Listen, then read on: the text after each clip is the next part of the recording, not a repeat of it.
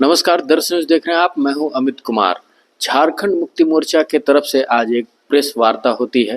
Press वार्ता में झारखंड मुक्ति मोर्चा के महासचिव सुप्रियो भट्टाचार्य ये कहते नजर आ रहे हैं कि जब हम कल मुंबई में थे, यानी भारत जोड़ो न्याय यात्रा के अंतिम पड़ाव पे थे और वहां कांग्रेस के साथ यानी इंडिया गठबंधन के साथ एक बैठक भी हुई। उसको देखते हुए बीजेपी बौखला गई है और हमारी एकजुटता को छिन भिन करने की कोशिश भी कर सकती है। तो ऐसे में जो पाकिस्तान से आया बॉन्ड का पैसा यानी इलेक्ट्रल बॉन्ड में जो पैसा आया था बीजेपी को, पाकिस्तान से आया था, ये आरोप सीधा सीधा ये लगाते नजर आ रहे हैं। तो क्या कुछ कह रहे हैं सुप्रियो भट्टाचार्य, आइए सुनते हैं। अब मुद्दा विहीन हो गए। आज से मैं सुबह से देख रहा था,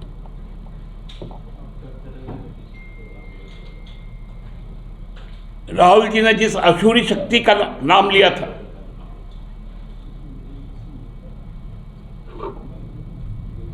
उसको किस प्रकार से ये लोग टॉस करते हैं।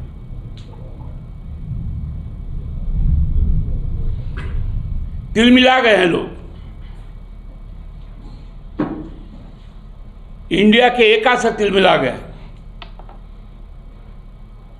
लोगों के महाजुटान से तिलमिला गए। आप यदि उस भीड़ में रहते तो आपको आवाज सुनाई पड़ता।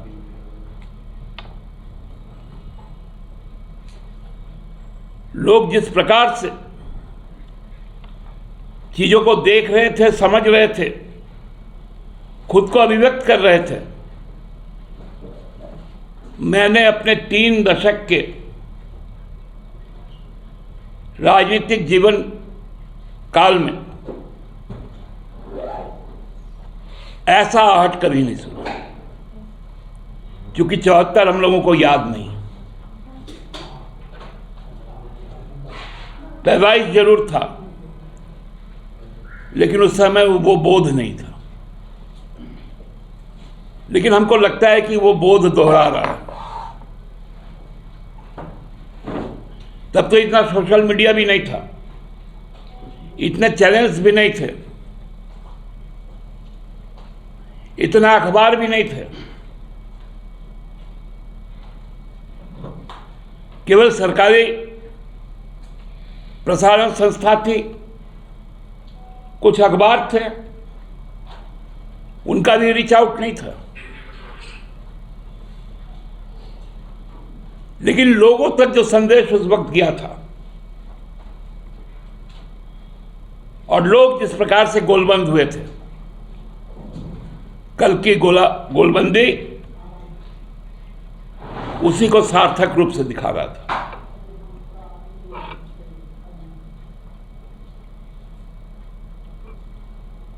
हम लोग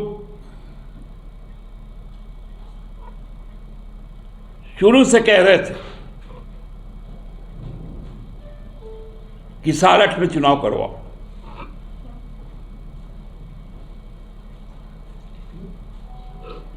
ये चुनाव आयोग और उनके पदाधिकारी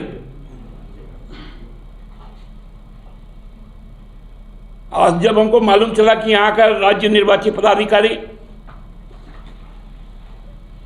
उन्होंने सारठ को लेकर मीटिंग बुलाया, गांडे को लेकर मीटिंग बुलाया, सॉरी, इसलिए पुलवामा कांड का खुलासा नहीं हुआ। आपने जवानों के शहादत पर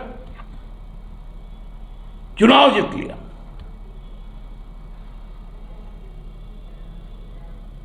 जब उस बात को वहां के राज्यपाल ने कहा तो उनको ईडी भेज दिया।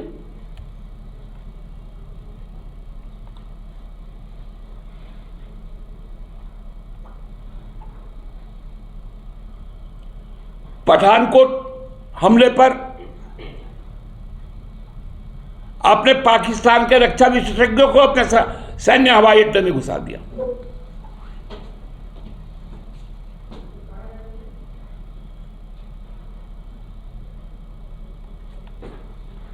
आपने जो गलवान में हमारे 20 सैनिकों को शहीद करवा दिया।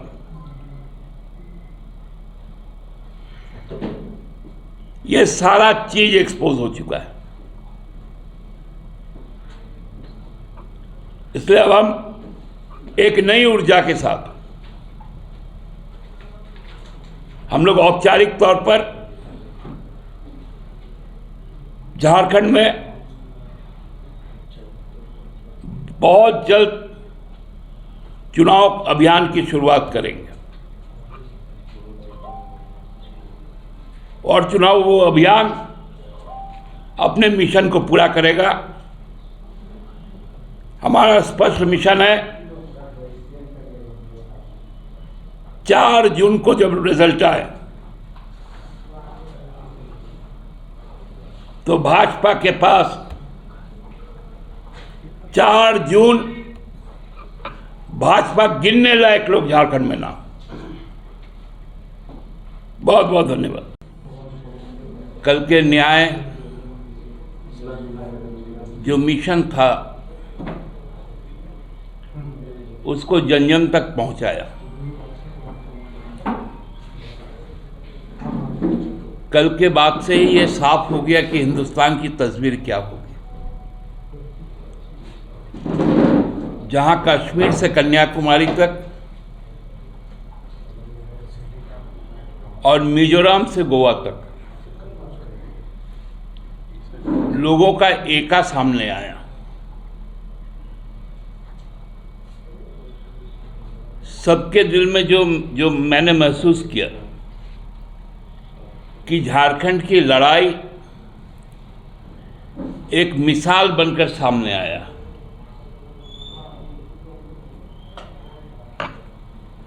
राहुल जी ने भी इस बात को कहा इशारों में कि उनके एक पूर्व बहुत वरिष्ठ नेता ने सोनिया जी के सामने जिस प्रकार जाकर हाहाकार किया कि मैं जेल नहीं जाना चाहता, इसलिए मैं कांग्रेस को छोड़ रहा हूं। इस बात को यह साबित करता है कि जो समझौता विहीन संघर्ष जिसका नारा इसी रामगढ़ में 1939 को नेताजी सुभाष बोस ने दिया था और जो एंटी कॉम्प्रोमाइज मूवमेंट कांग्रेस से निकलकर, तत्कालीन कांग्रेस से निकलकर नेताजी ने दिया था इसी रामगढ़ से, उसी नेमरा गांव जो आज रामगढ़ का हिस्सा है, वहां का लड़का हेमंत सोरेन ने इस बात को दिया कि हम समझौता विहीन संघर्ष करने को तैयार हैं।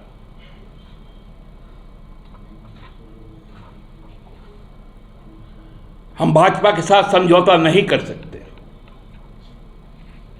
हम पूंजीपतियों के साथ समझौता नहीं कर सकते, हम अपने अस्मिता के साथ समझौता नहीं कर सकते, अपनी पहचान के साथ समझौता नहीं कर सकते। हम अपने जल, जंगल, जमीन और जानवर हम कॉरपोरेट के हाथों में नहीं दे सकते।